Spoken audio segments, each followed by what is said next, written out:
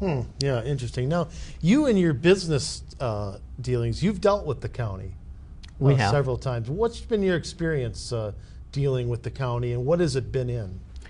We are involved in housing and redevelopment, which is one of the reasons I decided to run. We were the first for-profit company asked by Brooklyn Park to help redevelop areas. And as I started getting into it and getting into the paperwork, I realized that it's not about the money that's being put into the economy. It's the rules and regulations that come with it that handcuff the ability for business to move forward. When the county accepts money from the federal government, it comes with very specific strings that are attached. And I totally understand that. We want to make sure people's money isn't being wasted and that we don't have loss. But the county looks at projects very differently than we do, and the allocations go to very specific areas. And so when you take money from the government, there are strings attached. You end up putting your own money in. You can look at housing and redevelopment at the county and how their budget has started to increase, all because we're taking federal funds and we want to try and match it and parlay that into something good and make it better. And the county staff is good at that. They're good at making their department run better. The question is how much money do you want to put into those issues that aren't core public safety type issues? When people are hurting and trying to make their mortgage payment, how much more of a burden can they take? And that's what I think needs to be balanced. So it's the free money always is never free from the Nothing feds. is free. Yeah, I know.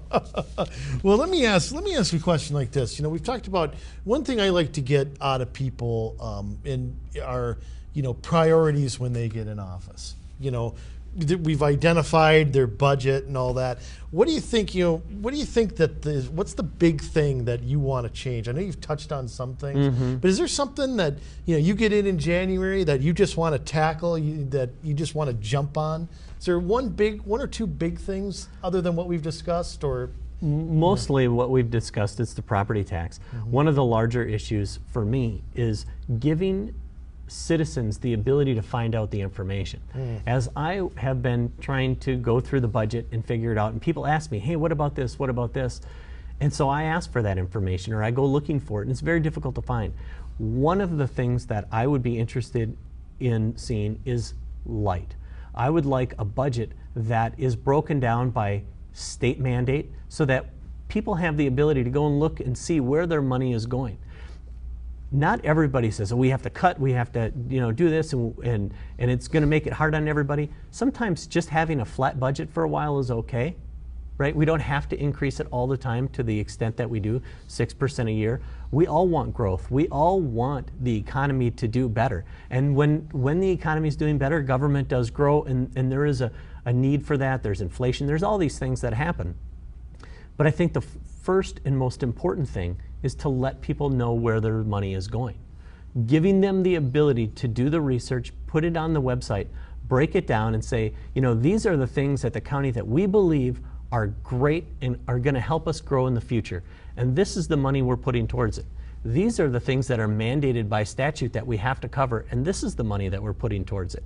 And if we aren't meeting the needs of those mandates and the people who are most vulnerable and in need, maybe we should be taking away from the wants and putting them towards the needs to make sure that the needs of the people are being met before we try and grow government in an area that might not be a necessity at this point in time. That's really my key, is to just find out where that's going, what truly are the wants and needs, and how can we take that and make sure it's being spent in the right priority. It's about prioritization. And how can you do that when you don't even know where the heck the money's going? I mean, but like what you said about breaking it down to what is mandated, also breaking it down to, okay, here's the need, here's what we're getting from the state, here's what we're supposed to be getting. We don't even know that, from these budgets that you don't. When the state creates a mandate and we have to fund it, what is the shortfall, and should we be telling people, hey, the state's shorting us this is what's being done, just a more open environment on how to bring more people in, because people really don't know what happens at the county, and it's I'm not going to place blame on the county. It's just the way that it's set up. It's a nonpartisan election. There's not a lot of emphasis on it, and I think that's what I'm trying to do. I'm just trying to bring this out here. There are many people that I've talked to that said, I had no idea their budget that it was that big. And that's my goal. If I only come out and tell people what's going on at the county and get involved and here's how, then I've done the first part of my job. Okay. Well, the